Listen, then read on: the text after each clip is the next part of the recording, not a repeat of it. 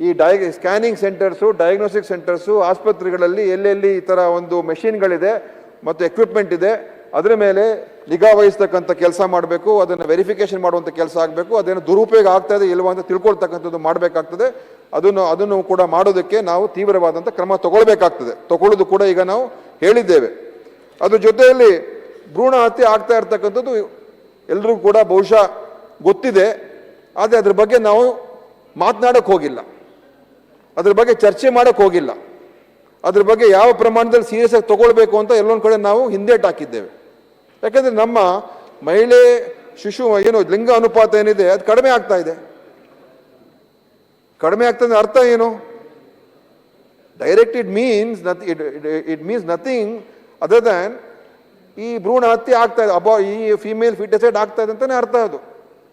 So ಅದನ್ನು ನಾವು ಇವತ್ತು ನಮ್ಮ ಸಮಾಜದಲ್ಲಿ ನಡೀತಾ ಉಂಟು.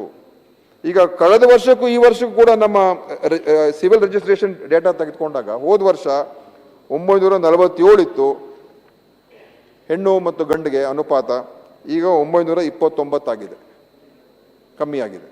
ಸೊ ಇದು ವ್ಯಾಪಕವಾಗಿ ಆಗ್ತಾ ಉಂಟು, ಇದೆಲ್ಲ ಕಡೆ ನಡೀತಾ ಉಂಟು. ಜನನೇ ಬಯಸ್ತಾ ಇದ್ದಾರೆ, ಜನನೇ ಇದನ್ನ ಈಗ ಒಂದು ಕಡೆ ವ್ಯವಸ್ಥೆ ಆ ಒಂದು ಡಿಮಾಂಡ್ಗೆ ನೋಡ್ಕೊಳ್ತಕ್ಕಂಥದ್ದು ವ್ಯವಸ್ಥೆ ನಿರ್ಮಾಣ ಆಗ್ತಾ ಇದೆ. ಕಾನೂನು ಬಾಹಿರವಾಗಿ ಅನೈತಿಕವಾಗಿ ಇಲ್ಲಿಗೆಲ್ಲ ಮಾಡ್ತಾ ಇದ್ದಾರೆ. ಆದರೆ ಜನ ಬಯಸೋದ್ರಿಂದನೇ ಇದು ಸೃಷ್ಟಿ ಆಗ್ತಾ ಇರುವಂಥದ್ದು. ಸೊ ಇದು ನಾವು ಟ್ಯಾಕಲ್ ಮಾಡಬೇಕಾದ್ರೆ ಒಂದು ಕಡೆ ನಾವು ಜಾಗೃತಿಯನ್ನು ಮೂಡಿಸ್ತಕ್ಕಂಥದ್ದು ಕೂಡ ಭಾಳ ಮುಖ್ಯ. ಜಾಗೃತಿ ಪ್ರಜ್ಞೆ ಹೆಚ್ಚಾಗಬೇಕು ಜನರಲ್ಲಿ.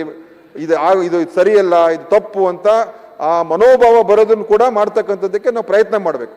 ಅದು ಶಿಕ್ಷಣ ಇಲಾಖೆನೂ ಕೂಡ ಸೇರಿಸ್ಕೋಬೋದು, ಮಹಿಳಾ ಮಕ್ಕಳ ಕಲ್ಯಾಣ ಇಲಾಖೆನೂ ಸೇರಿಸ್ಕೋಬೋದು. ಅದು ಒಂದು ಕಡೆಯಿಂದ ಮಾಡಬೇಕಾಗ್ತದೆ, ಯಾಕಂದರೆ ಇದು ಲಾಂಗ್ ಟರ್ಮ್ ಆಗಿ ನಾವು ಮಾಡಬೇಕು. ಲಾಂಗ್ ಟರ್ಮ್ ಆಗಿ ಯೋಚನೆ ಮಾಡ್ತಕ್ಕೂ ಕೂಡ ಅವಶ್ಯಕತೆ ಇದೆ. ಎರಡನೇದು ಏನಂತ ಹೇಳಿದ್ರೆ, ಮಾಡಿದವ್ರ ಮೇಲೆ ಕ್ರಮ ಆಗಬೇಕು. ಯಾರು ಇದನ್ನ ಮಾಡ್ತಾ ಇದ್ದಾರೆ, ಯಾರು ಇದನ್ನ ಮಾಡಿಸ್ಕೊಳ್ತಾ ಇದ್ದಾರೆ, ಇಬ್ಬರ ಮೇಲೂ ಕ್ರಮ ಆಗ್ಬೇಕು ಸುರೇಶ್ ಅವರೇ. ಯಾಕೆಂದ್ರೆ ನಾವು ಕೇವಲ ಯಾರು ಡಾಕ್ಟರ್ ಸರಿ ಇಲ್ಲ ಅಥವಾ ಅವನು ಅಲ್ಲಿರುವಂಥ ಒಬ್ಬ ಟೆಕ್ನಿಷಿಯನ್ ಮಾಡಿಸಿದ್ದಾನೆ ಅಂತ ಅವನ ಮೇಲೆ ನಾವು ಅವನಿಗೆ ಕ್ರಮ ತೆಗೆದುಕೊಂಡು ಇವ್ರು ಹೋಗಿ ಮಾಡಿಸ್ಕೊಂಡಿದ್ದಾರಲ್ಲ ಅವ್ರನ್ನ ಫ್ರೀ ಬಿಡೋಕ್ಕಾಗಲ್ಲ. ಯಾಕಂದ್ರೆ ಹೆಣ್ಣು ಮಗು ಅಂತ ಗೊತ್ತಾಗಿದ ತಕ್ಷಣ ಹೊಟ್ಟೆಲೇ ಆ ಮಗುವನ್ನ ನಾವು ಅದನ್ನ ಹತ್ಯೆ ಮಾಡ್ತೀವಿ ಅಂತ ಹೇಳಿದ್ರೆ, ಹತ್ಯೆ ಅಂತ ಪದ ಏನು? ಹತ್ಯೆ ಅಂತ ಪದ ಏನು? What does it mean? It means murder. It means your killing the child because it is a girl. So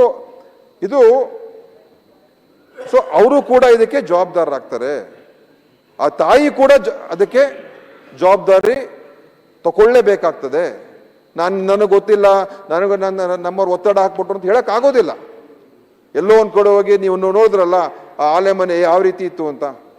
Oasis fertility 1 ಲಕ್ಷಕ್ಕಿಂತ ಹೆಚ್ಚು ಸಂತೃಪ್ತ ದಂಪತಿಗಳ ವಿಶ್ವಾಸ.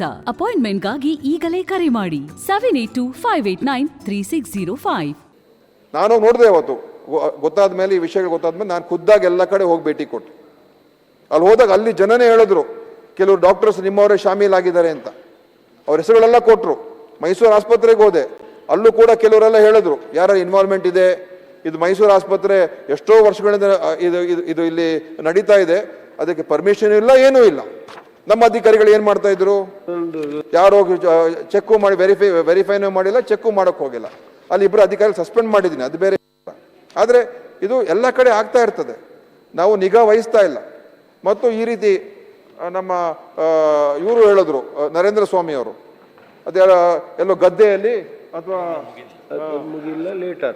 ಆಲೆ ಮನೆಯಲ್ಲಿ ಎಲ್ಲೋ ಒಂದ್ ಕಡೆ ಅಲ್ಲಿ ಮಾಡಿಸ್ತಾ ಇದ್ರು ಅಂತ. ಅಲ್ಲಿ ಹೋದ ವರ್ಷ ಹಿಡ್ದಾಕಿದ್ದಾರೆ, ಒಂದು ಪ್ರಕರಣ ಆಗಿದೆ. ಮತ್ತು ಇವ್ರು ಯಾರಿಗೆ ಹಿಡಿದಿದ್ದಾರೆ, ಬೈಯಪ್ಪನಹಳ್ಳಿ ಪೊಲೀಸ್ ಅವರು, ಅವರನ್ನು ಕೂಡ 2 ತಿಂಗಳ ಹಿಂದೆ ನಮ್ಮ ಇಲಾಖೆಯವರು ಕೂಡ ಹಿಡಿಯೋದಕ್ಕೆ ಒಂದು ಕಾರ್ಯಾಚರಣೆ ಮಾಡಿದ್ದಾರೆ. ಅದೇ ಜನ ತಪ್ಪಿಸ್ಕೊಂಡು ಅವತ್ತೊಂದು ದಿವಸ ಅವ್ರು ಎಸ್ಕೇಪ್ ಆಗಿದ್ದಾರೆ. ಈಗ ಬೈಯಪ್ಪನಹಳ್ಳಿ ಪೊಲೀಸರು ಹಿಡಿದಿದ್ದಾರೆ. ಅದರಿಂದ ಆ ಒಂದು ಇನ್ಸಿಡೆಂಟ್ ಇಂದ ಇವತ್ತು ಇಡೀ ರಾಜ್ಯದಲ್ಲೇ ಇದು ದೊಡ್ಡ ಸುದ್ದಿ ಆಯ್ತು. ಯಾಕೆಂದ್ರೆ ಆ ನಂಬರ್ಸ್ ಅನ್ನು ನೋಡಿದಾಗ ಎಲ್ರಿಗೂ ದಿಗ್ಭ್ರಮೆ ಆಯ್ತು. ಇದೇನು 5, 10, 50 ಅಲ್ಲ, ನೂರಾರು ಇವರೇ ಮಾಡಿದ್ದಾರೆ. ಅದು ಒಂದು ಅಲ್ಪ ಕಾಲದಲ್ಲಿ ಮಾಹಿತಿ ಡೇಟಾ ಸಿಕ್ಕಿರುವಂಥದ್ದು ಬಹುಶಃ 70 ದಿವಸಕ್ಕೋ ಏನೋ, ಅದಕ್ಕೆ ಒಂದು 270 ಆಗಿದೆ ಅಂತ ಹೇಳ್ತಾ ಇದ್ದಾರೆ. ಇನ್ನು ನೀವು ಅವರು 2-3 ವರ್ಷದಿಂದ ಮಾಡ್ತಾ ಇದ್ದಾರೆ ಅಂತ ಹೇಳ್ತಾ ಇದ್ದಾರೆ. ಅಂದ್ರೆ ಎಷ್ಟು ಸಾವಿರ ಆಗಿರ್ಬೋದು ಹೇಳಿ, ಎಷ್ಟು ಸಾವಿರ ಮಕ್ಕಳು ಇದಕ್ಕೆ ಒಳಗಾಗಿರ್ಬೋದು, ಯೋಚನೆ ಮಾಡಿ.